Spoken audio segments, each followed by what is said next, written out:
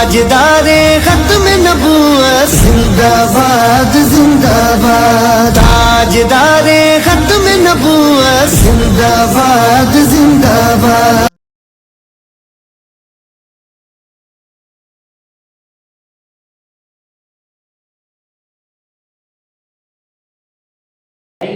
मिनल मस्जिदिल हरामी इलल मस्जिदिल अक्सा, पाक है वो ज़ात जो रातों रात अपने बंदा खास को मस्जिद हराम से मस्जिद अक्सा तक लेगी। ये जो टुकड़ा है ना, इसको कहते हैं इसरा। क्या कहते हैं इसको? मस्जिद हराम से मस्जिद अक्सा तक का जो सफर है, ये क्या कहलाता है? तो याद रखें, अगर कोई शख्स इस सफर का इनकार कर दे तो वो बंदा काफिर हो जाएगा, दायरा इस्लाम से खारिज हो जाएगा। क्योंकि ये किससे साबित है? कुरान से साबित है। गोया अगर कोई इसका इनकार करेगा, वो किसका इनकार करेगा? कुरान का इनकार। तो मस्जिद हराम से मस्जिद अक्सा ये सफर क्या कहलाता है? इसरा। इसके बाद मस्जिद अक्सा से सातों आसमानों की बुलंदी तक ये जो सफर है, ये कहलाता है मेराज। ये क्या कहलाता है? और अगर कोई इसका इनकार करे तो वो बंदा काफिर तो नहीं होता, लेकिन गुमराह जरूर है। ऐसा बंदा क्या कहलाता है? गुमराह। ठीक है, जो मजहब अहले सुन्नत से हटा हुआ है। गुमराहियत ये कुफर से एक सीढ़ी नीचे है। गुमराहियत ये कुफर से फकत एक सीढ़ी नीचे है, इसके बाद ऊपर कुफर ही है। और तीसरा स्टेप है सातों आसमानों से भी ऊपर, जो हुजूर लामकाम में तशरीफ लेकर के अल्लाह का दीदार किया। ये जो मामलात हैं, अगर कोई इसका इनकार करता है तो उस बंदे को गुनाहगार कहेंगे। ठीक है, उसको काफिर भी नहीं कहेंगे, उसको गुमराह भी नहीं कहेंगे, उसे फकत गुनाहगार कहा जाए। ये चीजें सीखने वाली है कि हमारा अकीदा क्या है मेराज के बारे में। एक और बात याद रखिए, जो मेराज का सफर है, हुजूर को ये जो मोजिज़ा अता किया गया, मेराज जो है ना, ये मेराज जिसका कुरान में जिक्र है, ये जिस्मानी मेराज थी, ये जागते हुई है, ये ख्वाब की मेराज नहीं है। बाज लोग इसको ख्वाब की मेराज साबित करने की कोशिश करते हैं। ये बड़ी अहम बात मैं आप लोगों से करने लगा, हम सबकी तवज्जो मेरी तरफ हो कि नबी करीम सल्लल्लाहु अलैहि वसल्लम को उलमा ने लिखा कि 34 मरतबा हुजूर को मेराज हुई। कितनी मरतबा? तो 34 मरतबा में से 33 मरतबा ख्वाब में हुई और 1 मरतबा बेदारी में हुई। और ये जो मेराज जिसका कुरान में तज़किरा है, ये कौन सी मेराज है? ये जागती हालत में रूह और जिस्म के साथ। बात लोग कहते हैं ये रूहानी मेराज थी, हुजूर को फकत रूह की मेराज हुई थी, जिस्म यही था। बात कहते नहीं, रूह भी यही था, जिस्म भी यही थी, ये ख्वाब की मेराज थी। ये ख्वाब की मेराज नहीं है, ये जागती आंखों से हुई है और हुई भी रूह और जिस्म दोनों को हुई। बात समझ में आ रही? अब आप कहेंगे कि दलील दीजिए, तो दलील बड़ी आसान सी है। आप सब मेरी एक बात का जवाब दीजिए। अगर कोई बंदा आपसे मुलाकात करे और ये कहे कि आज रात को, जो रात गुजर चुकी, मैंने ये देखा कि मैं इंग्लैंड में हूँ, 2 मिनट बाद मैंने देखा कि मैं अमेरिका में हूँ, इस 3 दिन थोड़ी ही देर के बाद मैंने अपने आप को पाकिस्तान में देखा। यानी वो आपके सामने ख्वाब के अंदर कोई 25 मुल्क गिना दे, तो क्या आपको कोई ताज्जुब होगा? आपको हैरत होगी? आप कहेंगे ठीक है, 25 नहीं तो 200 गिना दो। ख्वाब का मामला है ना, ख्वाब में तो कहीं भी बंदा जा सकता है। ख्वाब के मामले का कोई भी बंदा इनकार नहीं करता। लेकिन यही बात अगर आप यूं कहें ना कि मैं जागती हालत में, जनाब मैं इतनी थोड़ी सी देर में मैं इतने ममालिक घूम के आ गया, आप फौरन उसका इनकार करेंगे। आप कहेंगे इतनी थोड़ी सी देर में इतना लंबा सफर तय करना ये मुमकिन नहीं। अब आइए यहाँ पर, नबी करीम सल्लल्लाहु अलैहि वसल्लम को जब मेराज कराई गई, तो जो ही हुजूर मेराज से वापस तशरीफ लाए, हुजूर ने ये सारी बातें जब कुफार को बताई, तो काफिर फौरन इस चीज का इनकार करना शुरू हो गए और कहने लगे कि ये मुमकिन ही नहीं है कि इतने थोड़े से वक्त में आप इतना लंबा सफर तय कर आए। उलमा फरमाते हैं काफिरों ने इनकार क्यों किया? کافروں کا انکار کرنا ہی اس چیز کی دلیل ہے کہ حضور کو وہ معراج خواب میں نہیں ہوئی تھی۔ اگر خواب کا معاملہ ہوتا تو کافر انکار کیوں کرتے؟ کافر کہتے ٹھیک ہے خواب میں تو بندہ کہیں بھی ہو کے آ سکتا ہے، لیکن کافروں نے کیا کیا تھا؟ انکار کیا تھا، اور ان کا انکار کرنا ہی اس چیز کی دلیل ہے کہ یہ جو معراج تھی یہ خواب کی معراج نہیں تھی۔ دوسری بات، آپ قرآن پاک میں ذرا لفظ پہ غور کیجیے۔ اللہ فرما رہا ہے سبحان الذی اسری بعبدہ، پاک ہے وہ ذات جو اپنے بندے کو لے کر کے۔ لفظ عبد، جو بھی اہل علم حضرات ہیں جو عربی گرامر تھوڑی سی پڑھے لکھے ہیں، آپ ان سے پوچھ لیجیے کہ لفظ عبد کسے کہتے ہیں؟ عبد کہتے ہیں روح اور جسم دونوں کے مجموعے کو۔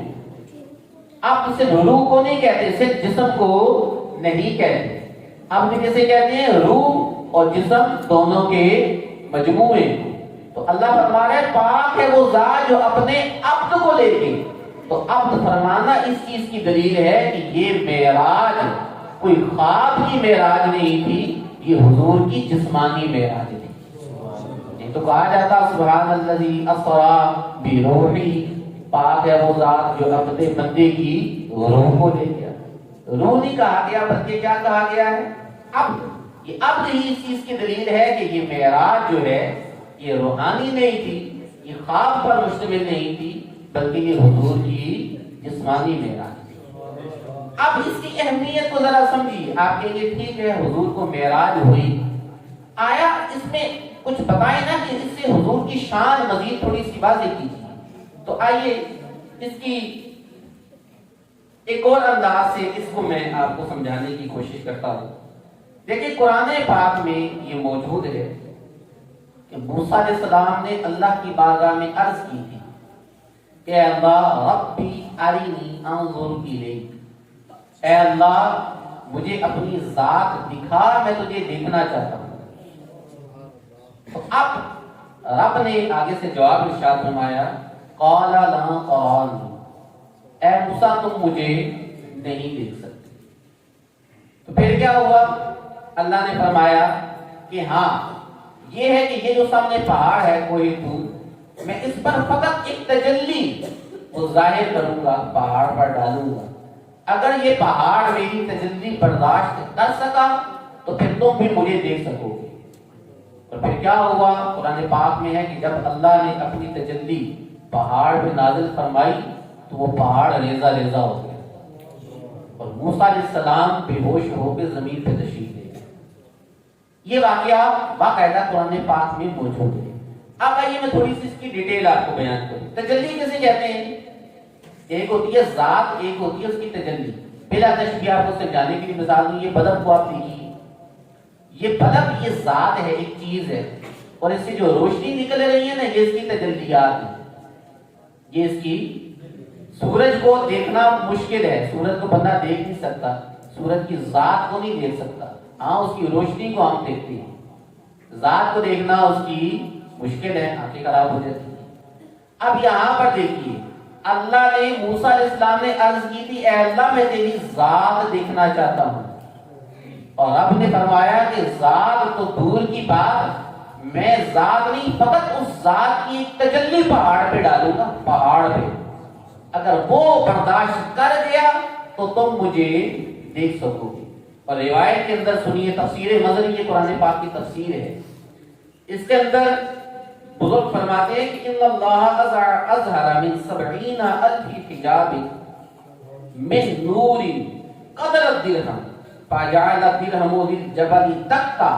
فرمایا یہ جو پہاڑ پہ تجلی نازل کی نا اللہ نے، یہ ڈائریکٹ نہیں بھیجی، بلکہ یہ تجلی بھی اللہ نے 70,000 پردوں کے پیچھے سے بھیجی، اور وہ بھی فقط 1 درہم کے برابر۔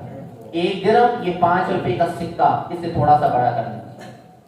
یہ جو پہاڑ پر تجلی پڑی یہ ڈائریکٹ نہیں پڑی تھی، بیچ میں کتنے پردے حائل تھے؟ 70,000، اور ڈالی بھی کتنی سی؟ 1 درہم، اتنا سا، اتنی سی تجلی ڈالی، اور ہوا کیا؟ پہاڑ ریزہ ریزہ ہو گیا۔ ٹھیک ہے؟ اور اس واقعے کے بعد موسیٰ علیہ السلام کو کتنی طاقت ملی کہ اتنی سی تجلی موسیٰ علیہ السلام نے دیکھی، تو اس کا اثر کیا ہوا؟ اب سنیے، آپ سب توجہ رکھیے گا۔ المعجم الصغیر حدیث پاک کی کتاب کا نام ہے، اس کے اندر یہ حدیث پاک موجود ہے۔ راوی کہتے ہیں لما کلم اللہ موسیٰ، جب یہ سارا واقعہ ہوا نا تجلی پڑھنے والا، اتنی سی تجلی وہ بھی موسیٰ علیہ السلام پہ نہیں ڈلی بلکہ کدھر پڑی؟ پہاڑ پہ، اور اس کا ریفلیکشن موسیٰ علیہ السلام کی نظروں میں گیا، تو اس کا اثر کیا ہوا؟ لکھا ہے کہ کانا یبصر دبیب النمل علی الصفا فی اللیلۃ الظلمہ من مسیرۃ عشرۃ فراسخ۔ موسیٰ علیہ السلام کی نظر اتنی تیز ہو گئی اس تجلی کو دیکھنے سے کہ آپ سخت سیاہ رات میں چٹان کے اوپر اگر کالی چونٹی بھی چل رہی ہوتی نا تو اس کو بھی 30 میل دور سے دیکھ لیا کرتے تھے۔ سخت سیاہ رات، چاند بھی نہیں نکلا ہوا، اور ہے بھی کدھر؟ چٹان کے اوپر، اور رنگ بھی کیا ہے چونٹی کا؟ کالا، اور دیکھ کتنی دور سے رہے ہیں؟ 30 میل دور، یعنی یہاں سے پنڈی لگا دو آپ، پنڈی سے بھی تھوڑا آگے۔ یہ اس ایک درہم جتنی تجلی کی برکت جو موسیٰ علیہ السلام نے ڈائریکٹ نہیں دیکھی، تو پھر نبی کریم صلی اللہ علیہ وسلم کی ذات مبارکہ کا، آپ کی نظر مبارکہ کیا عالم ہوگا کہ جنہوں نے اپنی آنکھوں سے رب کی ذات کا دیدار کیا۔ حضور کی نظر کا عالم کیا ہو، حضور کو کیسی روحانیت ملی ہوگی کہ معراج میں کیا ہوا؟ حضور نے رب کی تجلی کا نہیں بلکہ رب کی ذات کا دیدار کیا، اور باقاعدہ اس کا حدیث مبارکہ میں ذکر موجود ہے۔ المعجم الاوسط یہ حدیث پاک کی کتاب کا نام ہے۔ نبی کریم حضرت عبداللہ بن عباس رضی اللہ عنہ یہ فرماتے ہیں کہ ان محمد صلی اللہ علیہ وسلم رأى ربه مرۃ ببصرہ و مرۃ بفؤادہ۔ آپ فرماتے ہیں کہ خدا کی قسم حضور نے اپنے رب کو 2 مرتبہ دیکھا، ایک مرتبہ سر کی آنکھ سے دیکھا ہے، دوسری مرتبہ دل کی آنکھ سے دیکھا ہے۔ اور حضور خود فرماتے ہیں، معراج شریف کی اب حدیث پاک پڑھی، حضور فرماتے ہیں جب میں رب کے قرب خاص میں پہنچا تو اللہ نے اپنا دستے قدرت، یاد رکھیے اللہ جسم سے پاک ہے، یہ ذہن میں رکھیے گا، اس لیے لفظ کا استعمال کیا جاتا ہے دستے قدرت۔ اللہ کی معاذ اللہ کوئی ہماری طرح کا جسم نہیں ہے، ٹھیک ہے؟ اللہ نے، حضور فرماتے ہیں اللہ نے اپنا دستے قدرت میرے دونوں کندھوں کے درمیان رکھا تو اس دستے قدرت کی ٹھنڈک میں نے اپنے سینے میں محسوس کی، اور وہ ٹھنڈک کیسی تھی؟ حضور فرماتے ہیں اس ٹھنڈک کے بعد فتجلی لی کل شیء وعرفت، کائنات کی ہر چیز مجھ پر ظاہر ہو گئی اور میں نے کائنات کی ہر چیز کو جان بھی لی۔ یہ ہے حضور علیہ السلام کو جو چیز اس معراج کے صدقے میں ملی۔ اور باقاعدہ دیکھیے اس معراج کے بعد میں نے کہا نا موسیٰ علیہ السلام کی دیکھیں نظر کتنی تیز ہوگی، پھر حضور کی نظر کا کیا کہنا کہ جنہوں نے رب کی ذات کا دیدار کیا ہوگا۔ تو دیکھیں حضور خود فرماتے، مسلم شریف کے اندر صحیح مسلم حدیث پاک کی کتاب کا نام ہے، راوی کہتے ہیں کہ حضور علیہ السلام کے زمانہ اقدس میں سورج گرہن لگ گیا، حضور نے سورج گرہن کی نماز ادا فرمائی، بڑے طویل قیام، طویل رکوع، طویل سجدہ حضور نے کیا، لیکن نماز کے دوران ایک ایسا کام کیا جو ہم نے پہلے حضور کو کرتا نہیں دیکھا۔ وہ کیا؟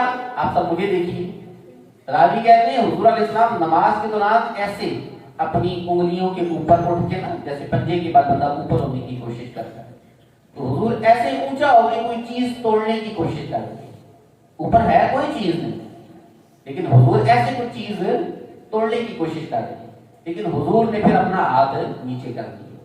نماز ختم ہوئی، صحابہ کرام نے عرض کی حضور آج ہم نے یہ آپ کو جو کام کرتے دیکھا ہے، لگ کیسے رہا تھا کہ آپ کوئی چیز توڑ رہے ہیں، جیسے بندہ درخت سے انگور توڑنے کی کوشش کرتا، تو حضور یہ آپ کیا کر رہے تھے؟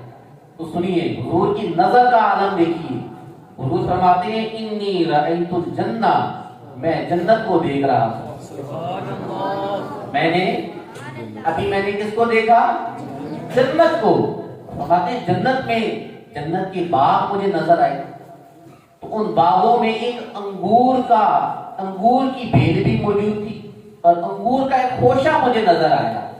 تو حضور فرماتے ہیں فَتَنَاوَلْتُ مِنْهَا عُنْقُودًا، تو میں یہ جو ہاتھ اوپر کر رہا تھا نا، اصل میں وہ انگور کا خوشہ توڑنے کی کوشش کر رہا تھا.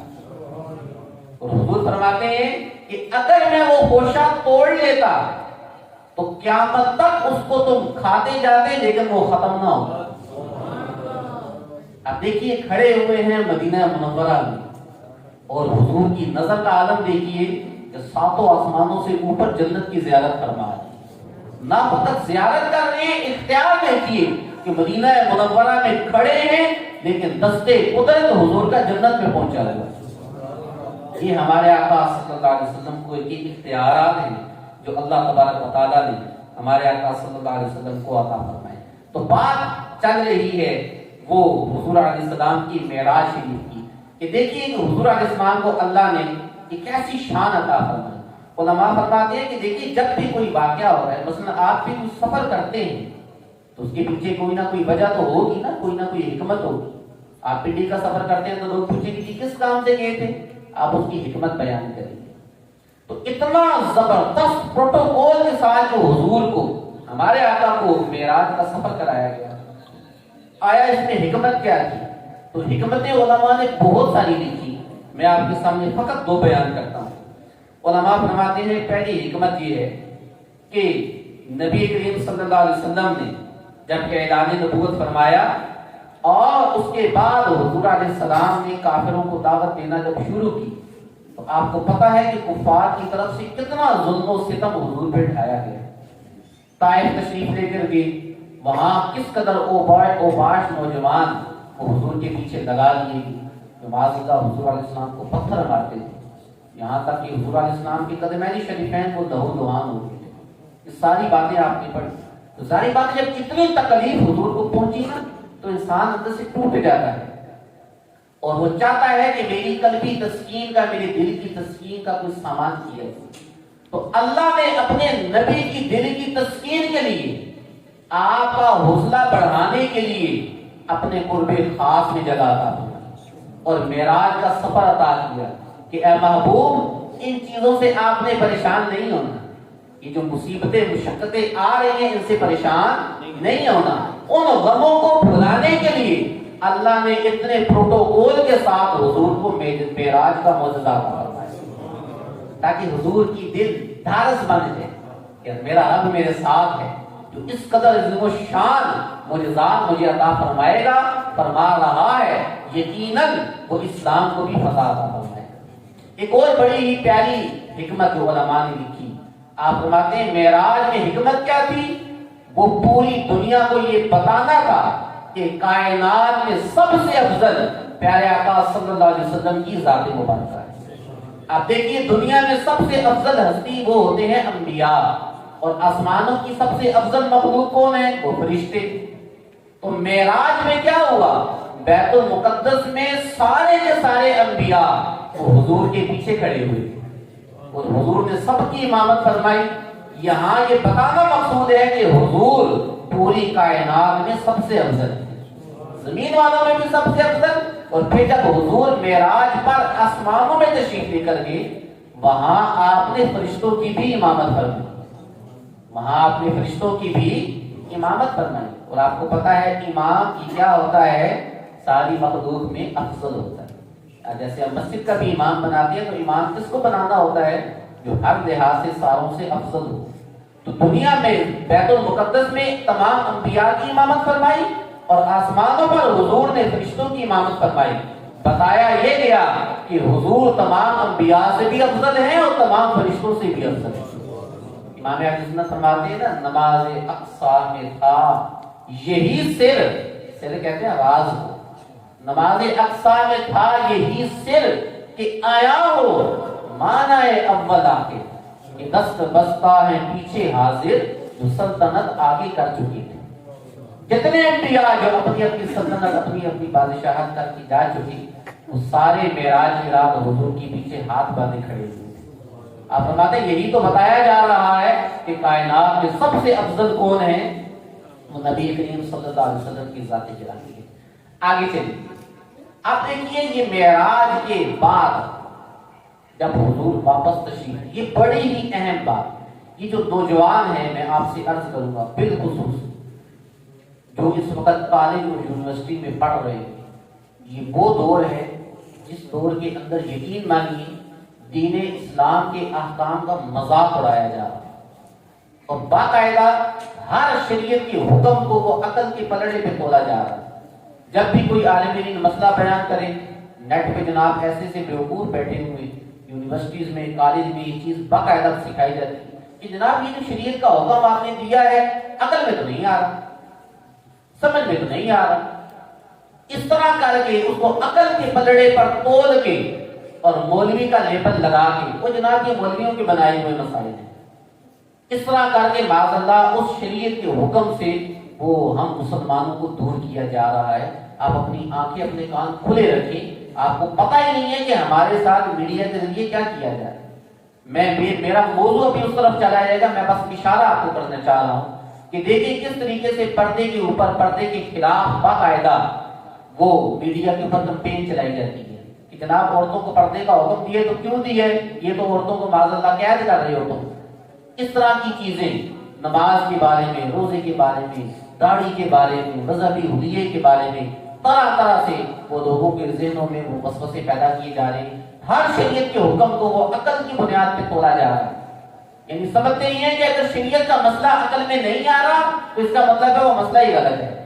حالانکہ اصول کیا ہے کہ اگر آپ کو شریعت کا مسئلہ سمجھ میں نہیں آ رہا تو مسئلہ کس کا ہوا، سمجھ کا یا شریعت کے مسئلے کا؟ ہماری عقل میں عقل کا مسئلہ ہے نا کہ ہم نے اتنا پڑھا نہیں، ہم علماء کے پاس گئے ہی نہیں۔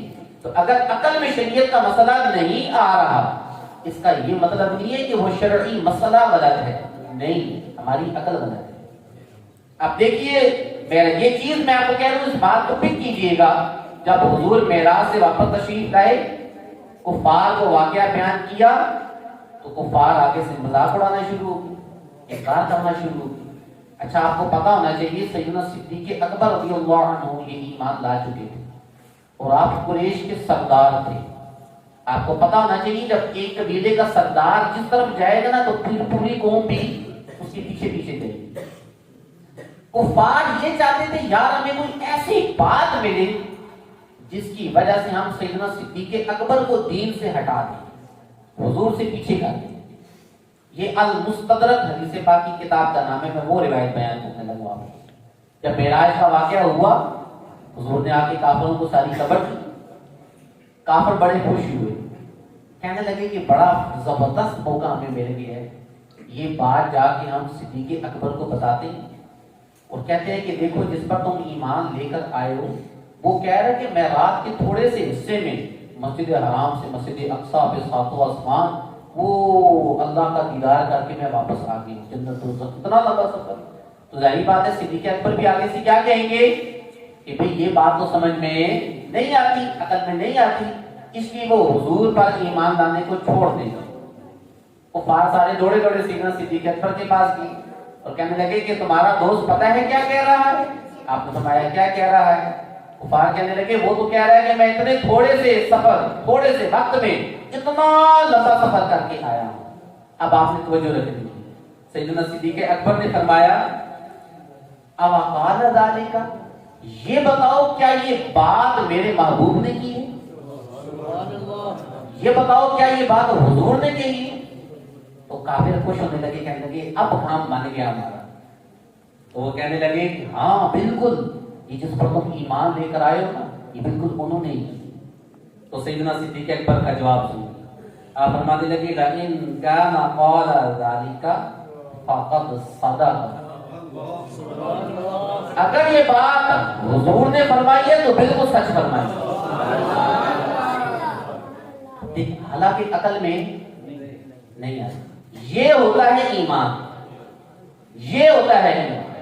وہ آگے سے کافر کہنے لگے کہ یہ کیا بات کر رہے ہو، عقل میں بات آ نہیں رہی، تم کہہ رہے ہو تو سچ فرما رہے ہیں۔ آپ نے بڑا پیارا جواب دیا، آپ نے فرمایا تم اتنی چھوٹی سی بات کے اوپر پریشان ہو رہے ہو، میں تو اس سے بڑی بڑی باتیں بھی حضور کے بتانے سے مان چکا ہوں، میں تو ان سے بڑی بڑی باتوں پر ایمان لے کر آیا ہوا ہوں، تم تو اس چھوٹی سی بات پر پریشان ہوئے۔ یہ ہے، یہ مومنین کو ہمارے لیے درس ہے ہمارے سامنے جب شریعت کا مسئلہ آئے، دین کا مسئلہ ہے، ہم مولویوں کا نام لگا کے نا اس کی جان چھڑاتے ہیں، وہ یہ مولویوں نے آپ نے جھگڑے نے، یہ مولویوں کی بنائی ہوئی باتیں ہیں۔ واللہ العظیم، جیسے دیکھو میں نے بھی آپ کے سامنے قرآن و حدیث کی باتیں کی، میں نے اس میں کون سی کسی مولوی کی بات کی؟ میں نے کوئی کی کسی مولوی کی بات؟ میں نے آپ کے سامنے قرآن پڑھا اور احادیث مبارکہ میں حضور کے فرمان سنا۔ اس بات کو پک کریں، جب بھی آپ کے سامنے یہ بات کہتے ہیں نا کہ یار یہ مولویوں کے مسئلے ہیں، تو سمجھ جائیے گا وہ مولوی کا مسئلہ نہیں ہوگا، یقیناً وہ دین کی بات ہوگی۔ آپ خود پڑھ کے دیکھ لو، یقین مانو جب آپ خود پڑھو گے آپ کو پتا چلے گا کہ ساری زندگی جسے میں مولوی کی بات کہتا رہا وہ تو حقیقت میں میرے حضور کا فرمان تھا، وہ تو قرآن میں لکھی ہوئی چیز تھی۔ اب ظاہری بات ہے قرآن و حدیث عوام تو پڑھ نہیں سکتے، تو بیان کس نے کرنا ہے؟ ظاہری بات ہے علماء ہی تو آپ کو بیان کرتے، تو علماء جو آپ کو بیان کر رہے ہوتے ہیں، خدا رہا ان سے علماء اہل سنت سے دور مت بھاگا کریں کہ جناب یہ مولویوں کی باتیں نہیں، وہ آپ کو آپ کے نبی کے فرامین بتا رہے ہوتے ہیں۔ اور یہ چیز، یہ سیدنا صدیق اکبر رضی اللہ عنہ والا انداز کہ دین کا مسئلہ جب علماء آپ کو بتائیں تو خدا رہا اس کو عقل پہ مت بلا کر کہ ایک ہی جو عقل ہے سمجھ پہ کوئی نہیں آئی، اور خدا کے بندوں سمجھ نہ آئے۔ ہمارا کام اتنا ہے کہ ہمیں پتا چلے گا مسلمان کو کہ بھئی یہ حضور کا فرمان ہے، آنکھیں ہماری فوراً بند ہو جانی چاہیے، سارا ہمارا جھک جانا چاہیے۔ اچھا چلو یار بے شک سمجھ میں نہیں آ رہا، لیکن چونکہ میرے نبی کا فرمان ہے اس لیے میری آنکھیں اس پہ بند ہیں۔ یہ ہونا چاہیے مومن کا طریقہ کار، نہ کہ ہم اس کو عقل کے پلڑے پر تولنا شروع کر دیں کہ جناب یہ بات تو سمجھ میں نہیں آتی۔ تو یہ نیت کریں ہمارے سامنے دین کی جب بھی بات آئے پتا چلے کہ بھئی یہ ہمارے حضور کا فرمان ہے، ہم اس پر فوراً عمل کرنا شروع کر دیں۔ آخری بات بیان کی، معراج کا واقعہ جب آپ تفصیل سے پڑھتے ہیں تو اس واقعے کے اندر ہمارے آقا صلی اللہ علیہ وسلم کو وہ جنت کی سیر بھی کرائی گئی اور جہنم بھی حضور نے ملاحظہ فرمائی۔ وہ جہنم میں حضور نے طرح طرح کے عذابات دیکھے اس امت کے، کوئی سود خوری کا عذاب دیکھا، چغل خوری کا عذاب دیکھا، زانیوں کا، نافرمانوں کا، اور حضور نے وہ ساری چیزیں آ کر امت کو بتائی کہ ان گناہوں کی وجہ سے جہنم میں جانا پڑ سکتا ہے۔ میں آپ کو ایک روایت آپ کے سامنے سے سناتا ہوں۔ دیکھیے حضور علیہ السلام، سنن ابن ماجہ جسے باقی کتاب سنا، حضور علیہ السلام فرماتے ہیں کہ جب مجھے معراج کرائی گئی تو وہاں میں ایسے لوگوں کے پاس سے گزرا، جہنم جب میں ملاحظہ کر رہا تھا تو جہنم میں نے ایسے لوگ دیکھے جن کے پیٹ گھروں کی طرح بڑے تھے، ان کے پیٹ کتنے بڑے تھے جیسے گھر بڑے ہوتے ہیں، اور فرمایا ان کے پیٹ باہر سے نظر آ رہے تھے، ان کے پیٹوں کے اندر سانپ بھرے ہوئے تھے، اتنے بڑے بڑے ان کے پیٹ گھروں کی طرح، قبروں کی طرح بڑے بڑے۔ تو فرماتے ہیں میں نے جبریل سے کہا کہ یہ کون لوگ ہیں؟ تو حضور جبریل امین نے عرض کی حضور یہ وہ لوگ ہیں جو دنیا میں سود کھایا کرتے تھے۔ والدین کے نافرمانوں کو حضور نے دیکھا کہ جہنم کی آگ کی شاخوں سے ان کو الٹا لٹکایا گیا تھا۔ اس طرح کے عذابات یقین مانے ہم بیان کرتے ہیں، آگے سے عوام کہتی ہے کہ رہے مولوی صاحب ڈرانے رہنے، یہ مولوی صاحب ڈرانے رہنے، حالانکہ میں کون سا جو عالم دین آپ کو بیان کر رہا ہے وہ کوئی آپ کو اپنے گھر کی بات تھوڑی بتا رہا ہے۔ جیسے میں نے سود کے بارے میں یہ حضور کا فرمان پڑھا کہ فرمان آپ کے لیے بھی میرے لیے بھی، سود سے بچنا میرے لیے بھی اتنا ہی ضروری ہے جتنا آپ کے لیے بچنا ضروری ہے۔ تو اس طرح کی چیزیں بھی معراج کے واقعے میں حضور کیسے کیسے عذابات تھے، انسان پڑھتا ہے تو وہ پریشان ہو جاتا ہے، اور بدقسمتی کے ساتھ آج وہ سارے کے سارے عذابات، سارے کے سارے گناہ اس امت کے اندر پائے جا رہے ہیں۔ سود سے کہاں بچے ہیں؟ اور انشورنس کے نام پہ دیکھ لیجیے ہر بندہ، ہر دوسرا بندہ انشورنس کی طرف دوڑا ہوا ہے۔ انشورنس کیا ہے؟ کسی کی سود ہے۔ اسی طریقے سے بینک کے اندر فقط ایک کرنٹ اکاؤنٹ کھلوانا جائز ہے، اس کرنٹ اکاؤنٹ کے علاوہ کسی بھی طرح کا اکاؤنٹ آپ کھلوائیں گے اس کے اوپر آپ کو سود ملے گا۔ یہ جناب آج کل یہ نیٹ کی اتنی ساری کمپنیاں بن گئی، ٹھیک ہے، یہ جناب نیٹ کا یہ کام کرو تو اتنے پیسے ملیں گے۔ عوام ہماری جناب دوڑی دوڑی جا رہی ہے، اسے پتہ ہی کوئی نہیں کہ جناب پہلے علماء سے پوچھ تو دو کہ جو ہم نیٹ کا کام کرنے لگے ہیں وہ جائز ہے بھی ہیں، بغیر پوچھے لگے ہوئے ہیں کئی افراد۔ تو سود کی تو اتنی شاخیں ہیں، لکی کمیٹی کو لے لیجیے، یہ لکی کمیٹی یہ بھی نہ جائز، پرائز بانڈ جائز ہے، پرائز بانڈ آپ خرید سکتے ہیں، لیکن پرائز بانڈ کے اندر بھی جو 40,000 والا پریمیم پرائز بانڈ ہے یہ خریدنا یہ بھی ناجائز ہے۔ اس طرح کی سینکڑوں سود کی اقسام ہیں جو ہمارے معاشرے کے اندر ہم کاروبار کرتے ہیں۔ جناب ایک بندے کو ₹1,00,000 دے دیا، ساتھ کہتے تھے بس جناب یہ ₹1,00,000 آپ کے پاس ہے، منتھلی مجھے 4-4 5-5 ہزار روپیہ دیتے رہنا۔ یہ کیا ہے؟ یہ سود ہی تو ہے کہ آپ اس کو قرض دیا ہوا ہے اور اس سے آپ نفع اٹھا رہے ہیں۔ یہ میرا موضوع نہیں ہے، میں آپ کو صرف جو ہمارے معاشرے میں رائج ہیں وہ میں آپ کو بیان کر رہا ہوں کہ یہ کتنی زیادہ بڑھ جائے۔ تو خدا را ان چیزوں کو بھی پڑھیں تاکہ ہمیں پتہ چلے۔ معراج جو میں نے کہا نا فقط ایک معجزے کے طور پر اچھی بات ہے، حضور کے معجزات کو بیان کریں پڑھیں، لیکن ساتھ ساتھ جو حضور علیہ السلام نے وہاں چیزیں دیکھی اور امت کو آگے بتایا کہ ان سے بچنا ہے، ان کا بھی مطالعہ کریں۔ عظیم الشان تحفہ معراج، جی آپ سب بولیے کیا حضور کو عطا کیا گیا؟ کیا عطا کیا گیا؟ ہم سب کو پتہ ہے، لیکن ہماری مسجدوں کی کیا کیفیت ہے؟ حضور کو یعنی نماز کی اہمیت دیکھیں، حالانکہ زمین پہ بھی فرض کی جا سکتی ہے، لیکن پروٹوکول دیکھیے قرب خاص میں خدا کی خاص طور پر حضور کو یہ تحفہ عطا کیا گیا، اور حضور نے وہ رب کا تحفہ اپنی امت کو عطا کیا، اور ہم اس تحفے کے ساتھ کیا حال کر رہے ہیں وہ مجھے بھی پتا ہے، وہ آپ کو بھی پتا ہے۔ یہ ہے آج کے بیان کا مقصد کہ اپنی نمازوں کی حفاظت کریں۔